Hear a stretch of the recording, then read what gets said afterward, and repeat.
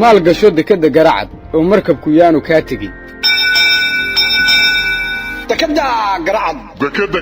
dirir horeeyoon dulan wadilino daadiya xareed deegaanka wari doogiina baxay doo kastana nimcada lagu doogsadaan wax la darajo oo daawashada lamid oo haya dadka damanow ma moogtahay deegaan shishiyo dal fog baan jira baraf daadan iyo qabow aad u daran yaan la darisahay dalkii waxa jiro oo dunu wada nimca darajada lamida daacadu bal ii sheeg been lama daldalo runta daahirka lama dacal mare rag damir loo duceeyay oo dalka iyo dadkaba u danaynaya dekadii Garacad durbaan inay dhisaan u darbaday haddo baddarida weyn dadaab dhagaxay ciid ku daabulo duugay oo biyaha durkuyo in badan dekad caalamiyo dooya baaxadiya maraakiib daaweyn ee sudacal galaan darbiga u muday dal shisheeye hooy ayatiin dambiya dawa ku mare kaalayo damane hawsha loo darbaday dekada Garacad halkaaga qabo waligeed dunida dardal aan ka gurin u dambari bulshada dabadeed nimcada ku dabaalfle waa dalkaaga daqoonyo waa dadkaaga dabaaliyo Allah dekada Garacad kaalayo u dambari bulshada saaxiibkay daacadu hadalkaaga way danqayo jirka ila dubaaxiyay aniguna durbaba dalkan waan imaanay dekada Garacad docda ganacsiga halaydayo ani dibax ari iyo dibinaxda iyo awrduud ka weyn baan dagalada Carabeed uga daabuliyo khayraadka dahan ee dalkeena yeel waxa ceel daboolano dadka yahay shidaal baan wada daariyo dalka Ruushka iyo docda Shiinaha iyo dunidaba dhamaan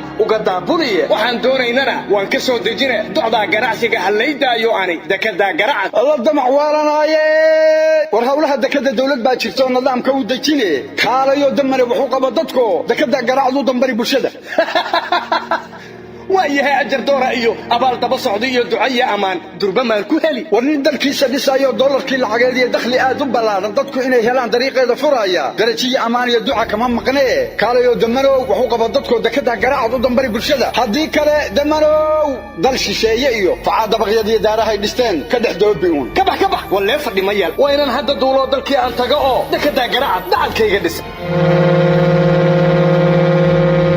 maalgasho dekadda Garacad oo markabku yaanu ka tagin haddaba dhegaysta ka qayb qaado maalgashiga dekadda Garacad waxaana maalgelintu ay ka kooban tahay laba qaybood oo kala ah qaybta koowaad waxa aas-aasa lagu noqon karaa in uu qofka iibsado 750 saami oo kiiba uu yahay $125 oo u dhiganta $93,750 qaybta labaad waxaa saamile lagu noqon karaa ugu yaraan in uu qofka iibsado 10 saami oo kiiba uu yahay $125 una dhiganta $250 wixii faahfaahin oo inta dheer waxaad kala xidhiidhi kartaa